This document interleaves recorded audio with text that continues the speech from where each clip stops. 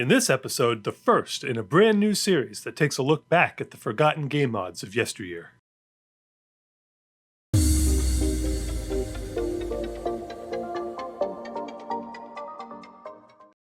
In this series, we'll be taking a look back at classic game modifications, some less well known and some that have been completely lost to time. In today's bit, QPong for Quake 2.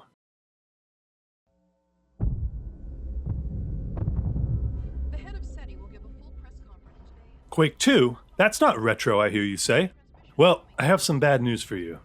The game came out in December of 1997, over 23 years ago. I was in engineering school at the time, and at the pinnacle of my video gaming prowess. I spent untold hours in Q2, and was even pretty good at it, but it did contribute in no small part to seriously hindering my academic performance. So, trade-offs.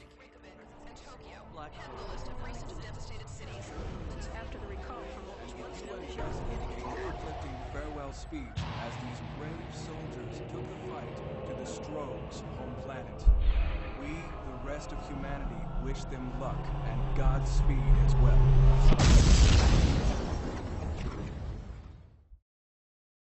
Now, if you're an old-school PC gamer, you probably know all about modding.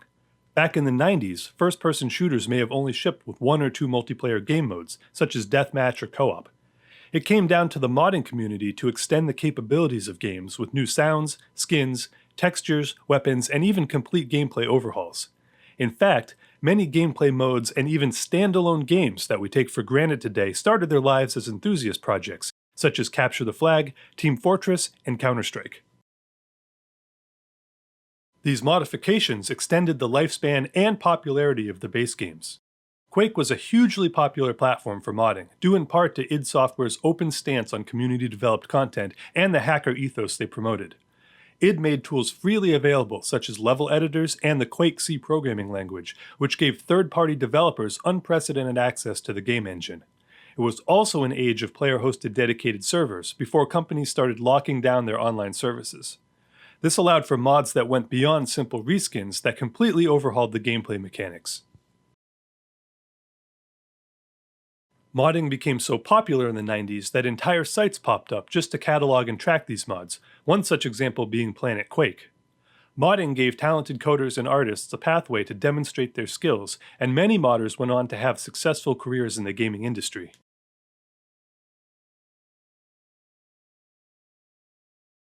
QPong was created by Team Reaction, the same group that created the popular Jailbreak mod.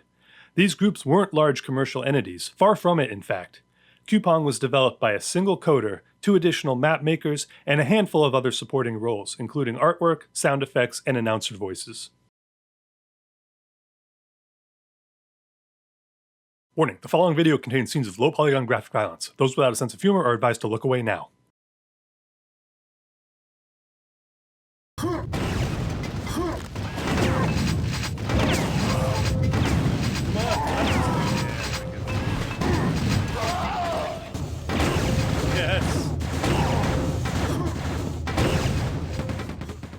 QPong is a futuristic blood sport that takes place in a variety of specialized arenas. Loosely based on soccer, or football for the rest of the world, 2 teams attempt to push giant metal spheres into their opponent's goals while simultaneously defending their own. Unlike more friendly versions of the sport, the opposition will be raining down bullets, rockets, and grenades on you and your team. And, to make matters worse, if you happen to be in the path of one of those balls... Oh, send him back to the minors. He's not ready for QPong.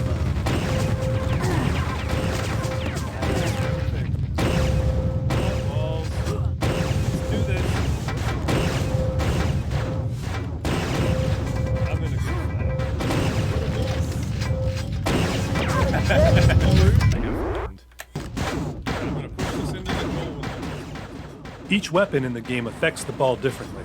The chain gun accelerates it quickly, but runs out of ammo just as fast. Explosives send the ball flying, but not always in the direction you want. The railgun is by far the best way to get the ball moving in a straight line, and adding quad damage to the mix results in some truly monumental plays. Shoots and scores!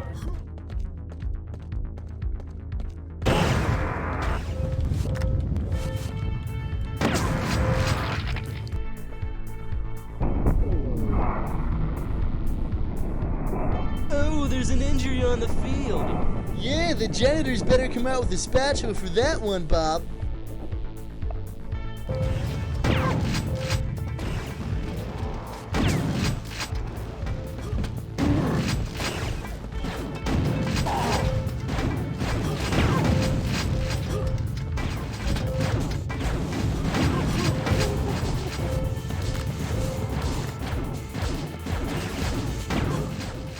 The game physics are pretty accurate for the time. The balls feel properly massive and interact with the features of each different arena realistically, careening around the maps that are deviously designed to make scoring goals a proper challenge. The devs have paid attention to detail too. The balls become spattered in blood as the game of give and take unfolds, while a slow-moving ball won't flatten a player outright, but will cause a commensurate amount of damage.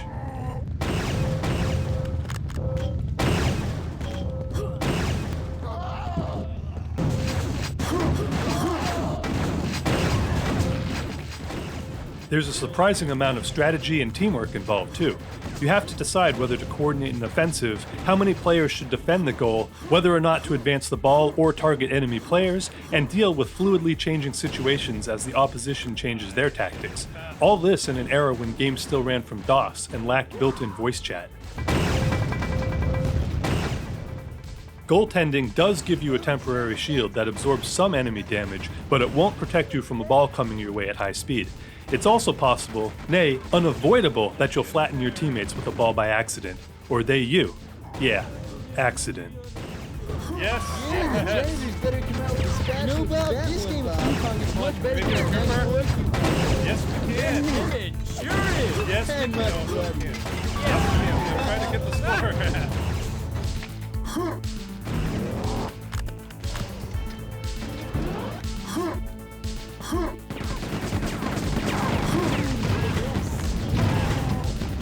Excellent.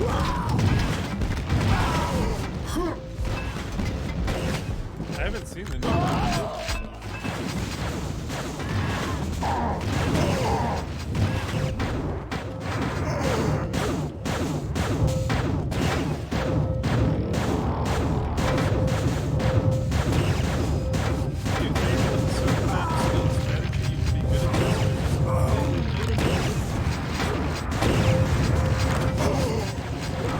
This is the Ajax 4.0, right?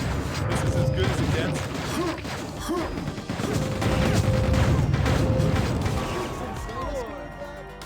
But he did. You know, Bob, this game of QPong is much better than that 94 QPong ball. Yes, Jim, it sure is. And much bloodier. Yes, Jim.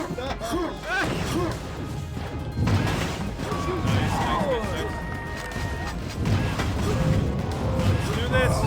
Yes. We are the best. I'm the worst. I have 8 points.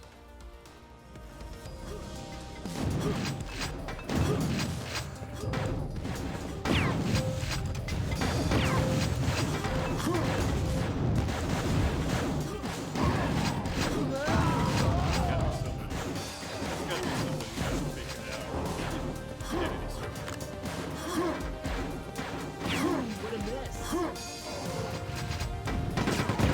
Did I score mine? I did. Oh, God.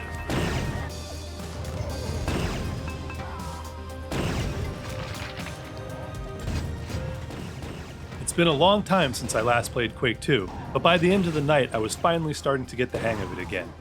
I invited the members of our old college clan to participate in this retro game night, and the turnout was amazing. Everyone had a great time playing QPong again after nearly 2.5 decades, reminding us why this game mod was so much fun in the first place. So, a big thanks to all you crispy jerk nuggets for making this possible.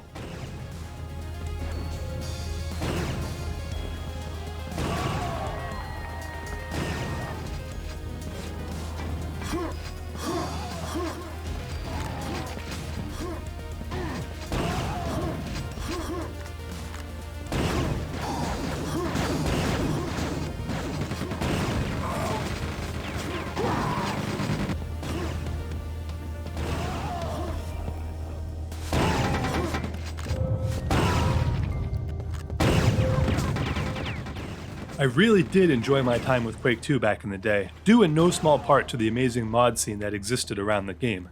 Back in the 90s, I was also at the peak of my FPS ability, even inspiring opponents to wax poetic, such as this delightful haiku courtesy of John Arce.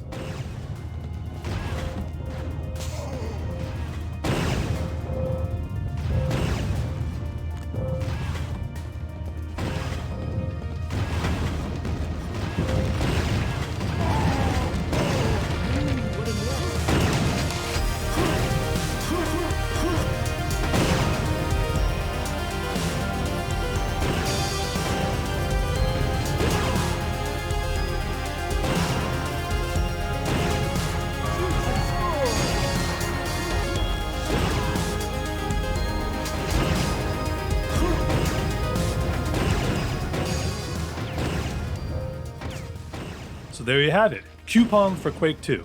I know this is a departure from the usual type of content I make, but if you enjoyed it and would like to see more forgotten game mods in the future, please let me know in the comments. Thank you so much for watching, and we'll see you next time on Retro Bits.